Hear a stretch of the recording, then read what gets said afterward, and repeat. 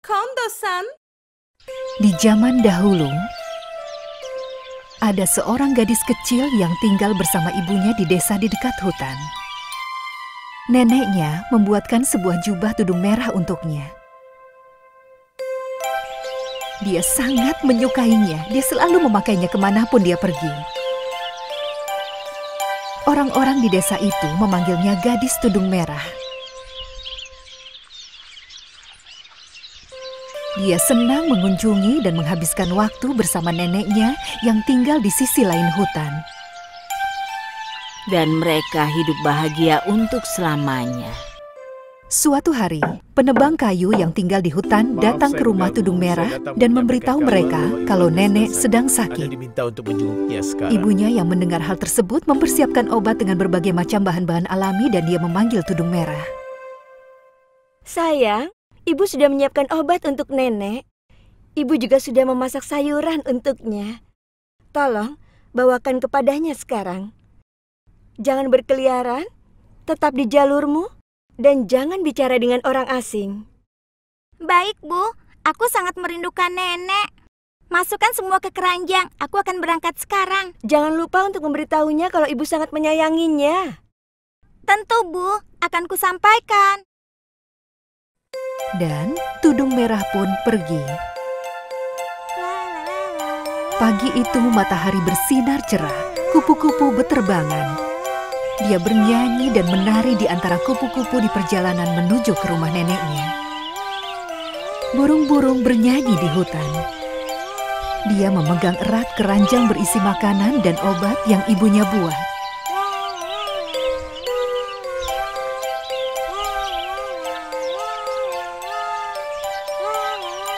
Ada banyak sekali bunga-bunga cantik yang menarik perhatian dari tudung merah. Hingga dia lupa dengan pesan ibunya. Dia keluar jalur dan masuk ke dalam hutan. Bunga-bunga yang cantik. Aku harus memetiknya dan membuat buket bunga. Nenek pasti menyukainya. Saat mengumpulkan bunga-bunga, dia tidak menyadari kalau dia sudah keluar jalur dan masuk semakin dalam ke hutan. Ini bagus. Ini juga bagus.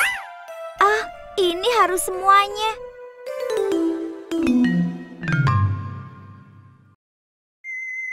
Oh, sepertinya aku tersesat. Saat dia mencoba untuk mencari jalan kembali, seekor serigala besar tiba-tiba muncul di hadapannya. Tudung merah sangat takut. Dia berteriak, menjatuhkan keranjangnya ke tanah. Kau ini mau kemana, gadis kecil? Siapa namamu? Kau manis sekali. Orang-orang memanggilku tudung merah. Aku membawakan obat, makanan, dan bunga untuk nenekku yang sedang sakit. Kau tidak perlu takut padaku. Aku bukan serigala jahat. Lihat, kau menjatuhkan keranjangmu. Ini ambil, aku hanya ingin membantumu. Sebenarnya, serigala itu memikirkan tentang makanan yang ada di dalam keranjang. Dia pikir dia tidak akan pernah kelaparan lagi jika dia juga bisa mendapatkan makanan di rumah nenek. Dia bersikap ramah pada tudung merah agar dia bisa menipunya. Dia adalah seekor serigala yang licik. Terima kasih atas bantuanmu. Kau sangat baik, Tuan. Tapi aku harus cepat pergi. Nenek sudah menungguku. Karena dia sedang sakit. Aku harus membawakan obat dan makanan ini. Kalau tidak, dia tidak bisa sembuh. Apakah rumah nenekmu jauh? Di depan yang ada pohon cemaranya, ada sebuah rumah kecil di antaranya. Baiklah kalau begitu, kau teruskan mengumpulkan bunganya, anak manis. Senang bisa bertemu denganmu. Jaga dirimu.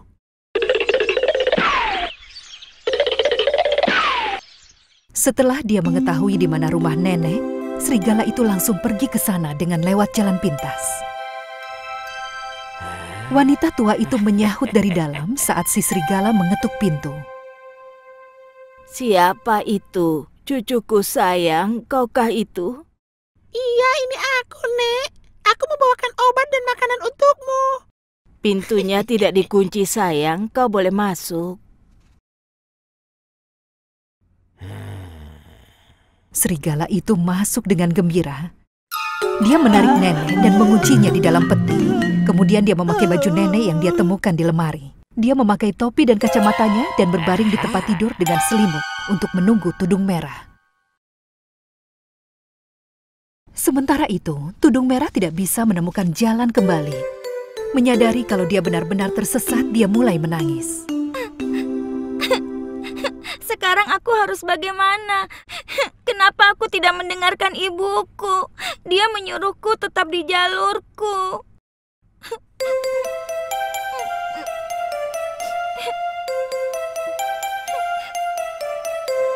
Seorang pemburu mendengar tangisan anak perempuan dan mencari di mana asalnya. Kenapa kau menangis, gadis kecil? Jangan menangis. Aku tersesat di hutan saat sedang mengumpulkan bunga. Nenekku sedang sakit. Aku harus membawakan obat ini. Sangat berbahaya berjalan sendirian di hutan.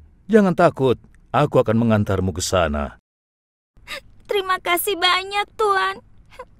Boleh aku bertanya padamu? Apakah kau melihat serigala di sekitar sini? Iya, dia bersamaku beberapa menit yang lalu. Dia bertanya di mana rumah nenekku. Dia lari dan menghilang. Ya Tuhan, kita harus cepat. Kita harus menghentikannya sebelum dia menghentikan nenekmu. Mereka langsung berangkat. Saat Tudung Merah mengetuk pintu, serigala itu menirukan suara nenek dan bertanya siapa itu. Cucuku sayang, aku sudah dari tadi menunggumu. Pintunya tidak dikunci. Kau boleh masuk. Tudung Merah tidak mengenali suaranya, tapi dia pikir itu karena neneknya sedang sakit. Baiklah, gadis kecil, kau sudah aman di rumah nenekmu. Aku akan kembali ke hutan untuk memburu serigala itu. Jangan lupa, aku ada di dekat sini.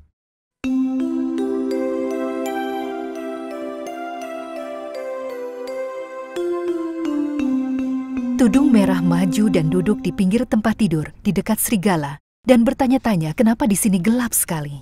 Serigala telah menutup gordennya. Tudung Merah merasa sangat terkejut. Neneknya mengalami perubahan karena sakit. Oh, Nenek, telingamu besar sekali.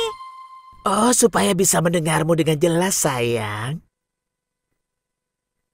Oh, Nenek, matamu besar sekali. Oh, supaya bisa melihatmu dengan jelas. Oh, Nenek, tanganmu besar sekali. Oh, supaya bisa memelukmu dengan lebih baik, cucuku sayang. Dan gigimu? Gigimu juga tajam sekali. Agar aku bisa memakan makanan yang kau bawa dengan lebih baik. Saat Tudung Merah mendengar suara aslinya, dia sadar itu adalah serigala yang ia temui di hutan. Tolong, tolong. Pemburu yang belum jauh mendengar dan langsung kembali ke rumah. Dia memukul kepala serigala dengan batang kayu agar dia melepaskan Tudung Merah. Dia mengikatnya dan membawanya pergi jauh dari hutan. Kau serigala jahat. Akhirnya aku bisa menangkapmu. Hutan akan aman tanpamu. Pemburu menyelamatkan nenek dan mengeluarkannya dari dalam peti. Tudung Merah, itu akan menjadi pelajaran untukmu. Kau jangan pernah melanggar perkataan dari ibumu. Ini semua terjadi karena kau melakukan itu.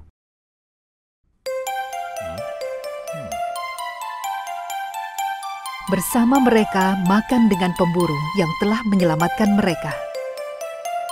Nenek meminum obatnya dan mulai merasa lebih baik. Tudung Merah kembali ke rumahnya sebelum gelap. Dia tidak pernah lagi melanggar kata-kata ibunya.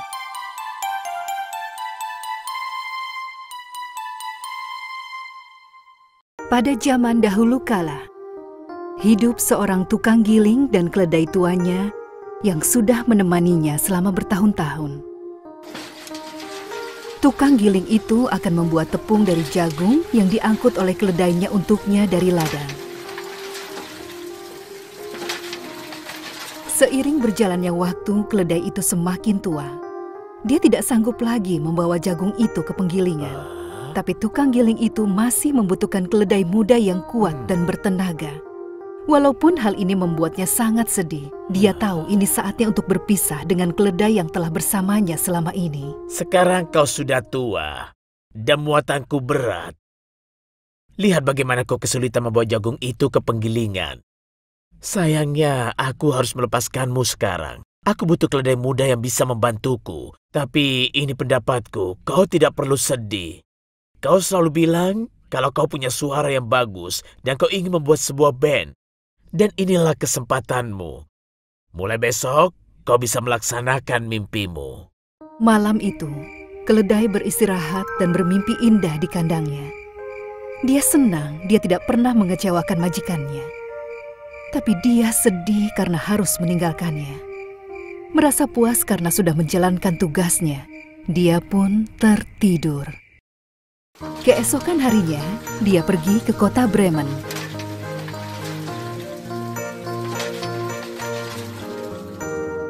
Setelah berjalan cukup jauh, dia melihat seekor anjing yang sedang menangis di sebuah kebun.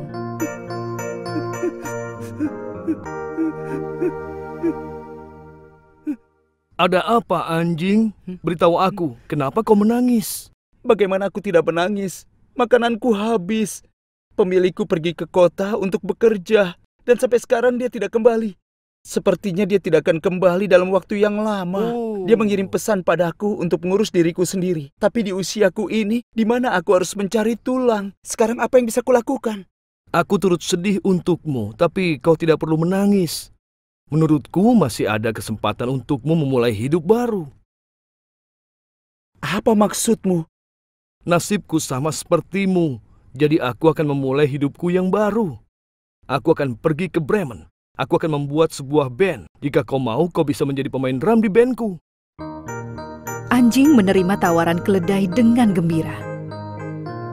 Mereka melanjutkan perjalanan bersama. Tidak butuh waktu lama untuk mereka menemukan seekor kucing tua di sebuah kebun. Tepat di depan pintu gerbang kebun itu. Saat mereka melihatnya tampak kesal, mereka bertanya karena penasaran. Hei kucing, ada apa denganmu? Kenapa kau tampak cemberut begitu? Miau. Oh, aku tadinya adalah seekor kucing yang gembira. Aku sering berlarian di kebun dan memanjat pohon. Dulu tikus-tikus selalu takut terhadapku. Tapi sekarang aku sudah tua. Yang ingin kulakukan hanyalah tidur di atas bantal.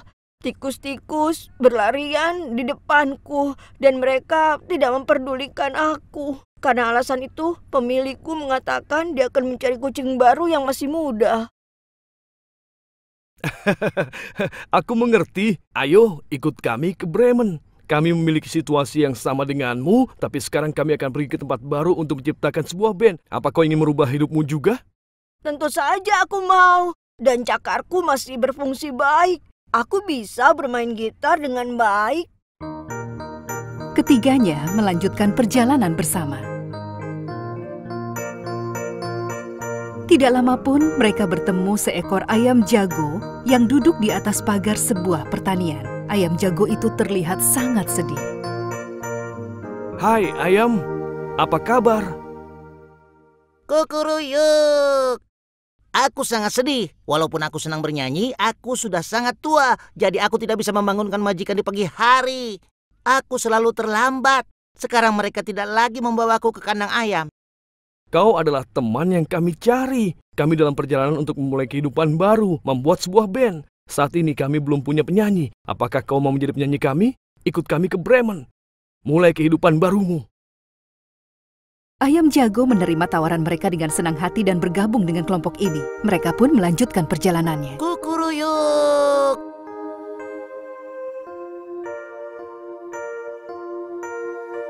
Mereka berjalan dan terus berjalan untuk beberapa saat. Hari pun mulai gelap, dan mereka sudah sangat kelelahan.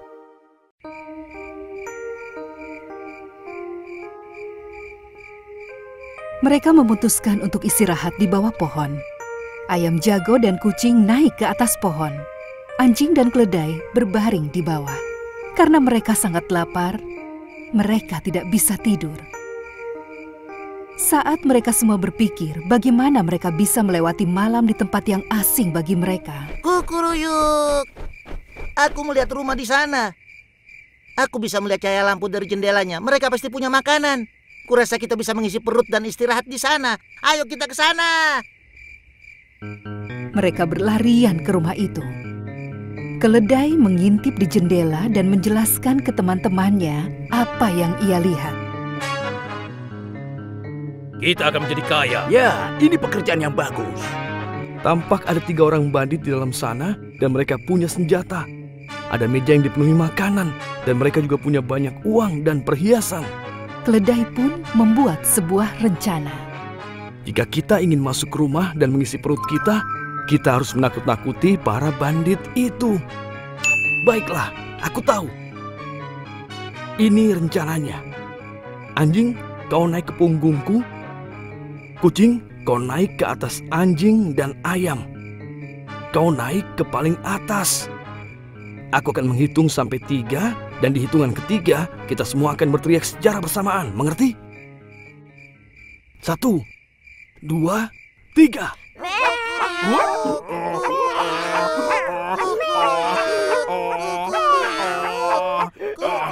Semuanya berteriak di saat yang bersamaan. Mereka mulai membuat suara yang aneh. Bandit-bandit yang mendengar teriakan keras dari luar sangat ketakutan. Jadi mereka pun lari dan kabur, meninggalkan semuanya. Senang rencana mereka sukses, keempat teman itu masuk ke dalam. Wow, ada banyak makanan di sini. Lihat, mereka juga punya hati dan susu. Coba lihat betapa besarnya potongan stik ini. Semua jagung milikku itu punya aku. Mereka duduk mengelilingi meja dan makan dengan hati senang. Setelah perut mereka sudah terisi, rasa ngantuk mulai menguasai mereka. Jadi mereka mematikan lampu dan mereka tidur dengan nyenyak. Mengawasi rumah dari luar, para bandit, mereka ingin kembali ke dalam rumah dan mencari tahu apa yang terjadi. Mereka memilih salah satu dari mereka untuk pergi memeriksa rumah itu. Salah satu dari kita harus kembali memeriksa rumah itu. Pergi dan lihat ke dalam, kemudian kau beritahu kami. Kenapa harus selalu aku yang pergi dan memeriksa? Karena kau yang paling pintar dan berani di antara kita. Benar? Apa itu benar? Ya, tentu saja. Ayo pergilah.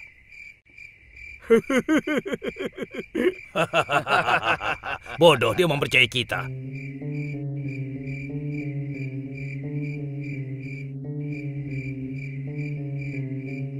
Bandit yang pergi ke rumah itu membuka pintu dan masuk ke dalam.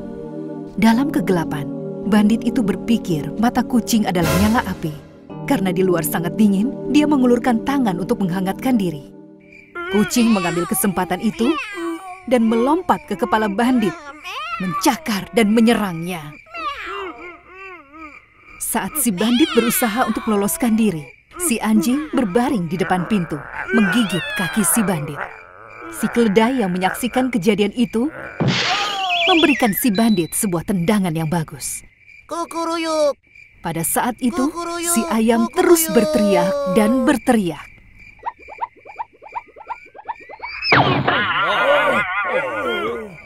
Lari, lari! Jangan masuk ke rumah itu lagi. Di sana terlalu berbahaya. Ada makhluk-makhluk menyeramkan di sana. Saat aku kabur, aku dengar salah satunya berteriak, "Cepat tangkap dia!" Lari, ayo lari, lari. Saat ini, akhirnya keempatnya memiliki rumah baru dan uang. Mereka sering pergi ke Bremen untuk melakukan konser.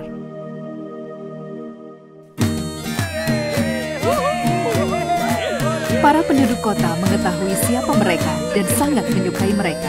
Si keledai bermain harmonika, anjing di drum, kucing bermain gitar, dan ayam menjadi penyanyi mereka. Keempatnya hidup bahagia bersama dan melanjutkan impian mereka sampai di akhir hidup mereka.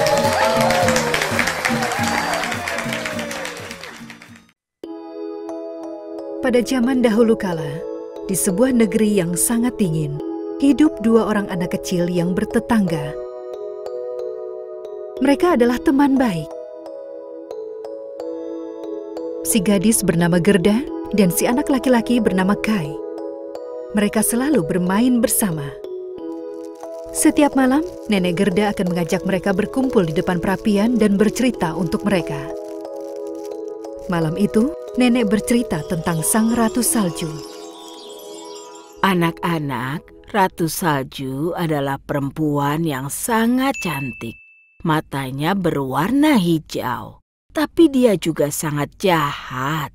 Dia akan menggunakan kereta saljunya untuk menipu anak-anak, menangkap mereka dan merubah mereka menjadi patung es. Seperti rambutnya, hatinya juga terbuat dari es.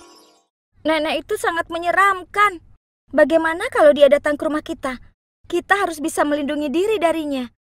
Anak-anak, ini adalah kisah nyata. Tolong jangan pernah naik ke kereta salju bersama orang asing. Jika kau lakukan itu, hal buruk akan terjadi kepadamu. Keesokan harinya, Kai dan Gerda pergi bermain balap kereta di pinggir kota yang tertutup salju. Kai masih memikirkan tentang cerita nenek. Gerda, saat aku tidur semalam, aku memikirkan sesuatu. Aku ingin tahu apakah Ratu Salju bisa meleleh. Jika kita bisa membawanya dekat perapian, mungkin kita bisa melelehkannya. Dengan begitu mantra yang ia ucapkan ke semua anak-anak yang membeku itu bisa terangkat dan mereka bisa bebas. Kai, tolong pelankan suaramu. Mungkin dia bisa mendengar kita, dan dia sangat marah. Kita harus hati-hati. Aku akan melelehkan Ratu Salju. Faktanya adalah, Ratu Salju bisa dengarkan apapun termasuk bisikan dari manapun. Setelah mendengar suara tawa dan ejekan Kai, Ratu Salju memutuskan dia akan membawa Kai ke istananya dan merubahnya menjadi patung es untuk selamanya. Dia langsung mengirim kereta salju dengan rusa yang indah ke tempat anak-anak itu berada. Oh, astaga, itu kereta yang sangat indah. Menurutmu kita harus naik dan mencobanya, Gerda? Menurut cerita, Ratu Salju juga memiliki kereta, tapi tidak mungkin yang ini. Lihat betapa indahnya ini. Dilapisi perak dan sangat bersinar. Tidak, Kai. Jangan naik. Ingat apa kata nenek? Nenek selalu memperingatkan kita supaya kita tidak naik ke kereta asing. Ini sangat indah. Aku akan menaikinya sebentar dan langsung turun lagi. Begitu Kai naik ke atas kereta, rusa-rusa itu langsung terbang ke udara. Dalam waktu singkat mereka langsung menghilang. Ratu Salju sudah membawanya ke istananya. Kai sangat ketakutan dan menyesal tidak mau mendengarkan Gerda.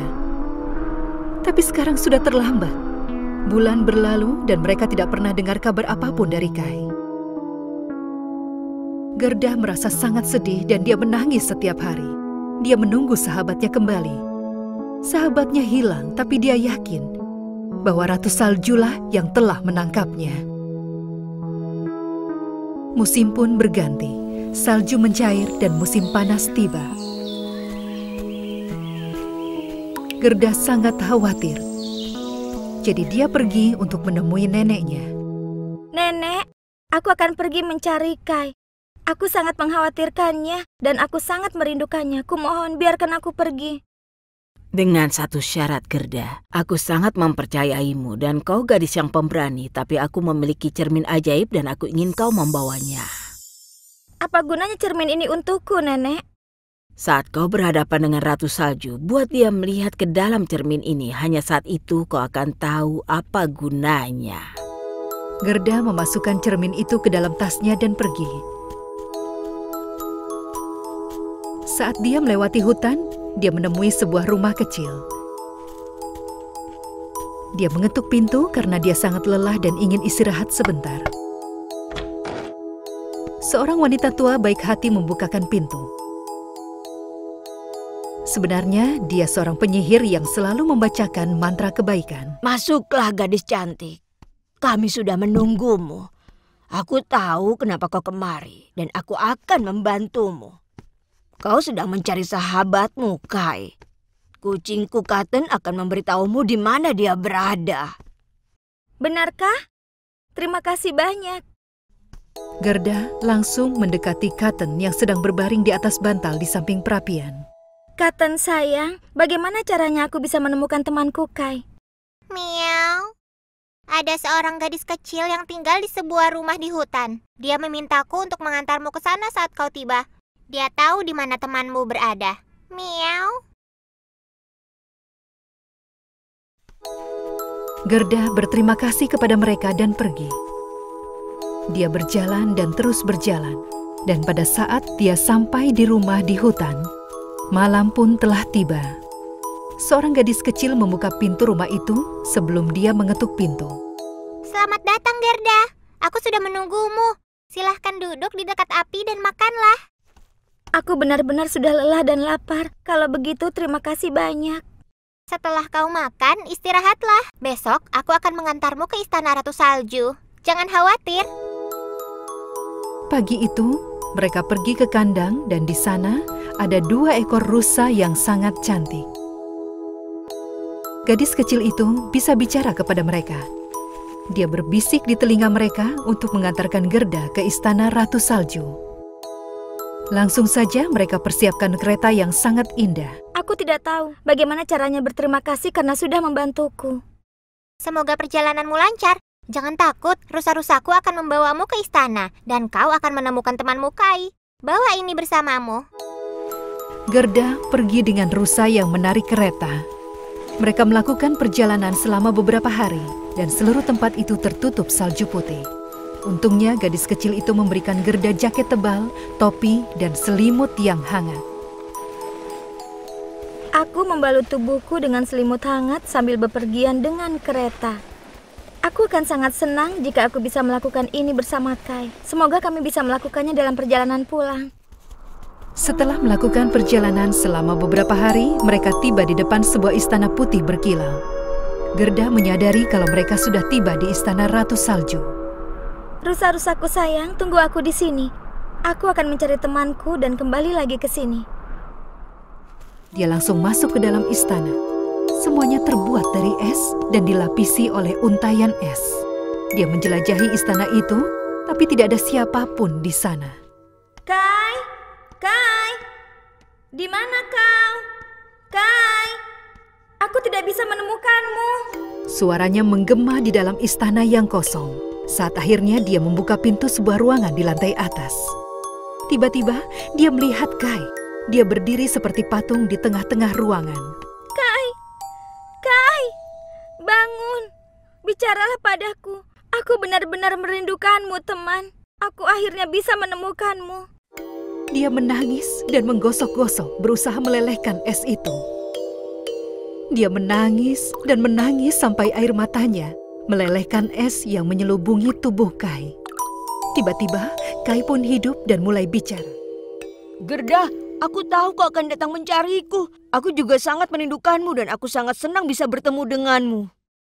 Kita akan bicarakan soal itu nanti, Kai. Kita harus pergi dari sini sekarang juga. Saat itu, Ratu Salju kembali ke istananya dan masuk ke dalam ruangan tempat mereka berada. Dia sangat mengerikan. Gerda akhirnya bisa melihatnya untuk pertama kali. Dengan rambut putih panjang dan mata hijaunya itu, Ratu Salju adalah wanita yang cantik. Ratu Salju mulai berteriak marah. Beraninya kau memasuki istanaku tanpa izin dan melelehkan patungku. Sekarang giliranmu, kau yang meminta ini. Kau juga akan menjadi salah satu patungku. Gerda sangat ketakutan.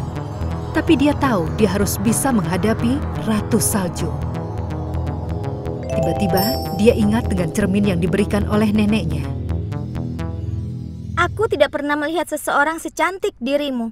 Tapi sayangnya, hatimu sama sekali tidak cantik. Aku merasa kasihan padamu. Kau bisa mengubahku menjadi patung es jika kau mau, tapi nenekku memberikanku sebuah cermin. Bisakah kau melihatnya sebentar? Berikan cermin itu kepadaku. Kenapa dia memberikan cermin ini kepadaku? Ratu Salju mengambil cermin itu dari tangannya dan sangat kaget. Karena bayangan di cermin itu adalah ketika dia masih anak-anak. Dia gadis kecil yang cantik dengan rambut pirang panjang dan bermata hijau. Oh astaga, apa yang terjadi? Pada saat itu, ada kepulan awan mengelilingi Ratu. Ia berubah menjadi semakin kecil dan berubah menjadi seorang gadis kecil yang cantik. Sebuah keajaiban, itu adalah sebuah cermin ajaib. Mereka yang memandang cermin itu bisa melihat diri mereka sendiri. Sepertinya Ratu Salju memiliki masa kecil yang menyedihkan karena tidak ada yang mau bermain dengannya. Suatu hari, seorang penyihir berkata kepada Ratu Salju, "Kau harus menghukum mereka," dan bertanya apakah dia mau balas dendam kepada mereka yang tidak mau bermain dengannya. Karena mengalami masa kecil yang sedih, dia buat keputusan yang salah. Penyihir itu mengubahnya menjadi Ratu Salju dan mengisi hatinya dengan kejahatan. Cermin itu telah mengangkat kutukan itu, dan semuanya merasa sangat gembira. Terima kasih banyak. Sekarang aku sudah selamat. Hatiku sudah dipenuhi dengan kebaikan lagi. Kai dan Gerda pergi ke tempat rusa-rusa yang menunggu mereka. Mereka langsung berangkat pulang dan kembali ke kehidupan lama mereka. Dan tentunya untuk mendengarkan cerita nenek. Hai guys, subscribe channel kita ya, Kondosan. Dan tonton cerita dongeng yang paling populer, kartun, dan sajak anak-anak di channel kita. Jangan lupa juga klik lonceng notifikasinya ya.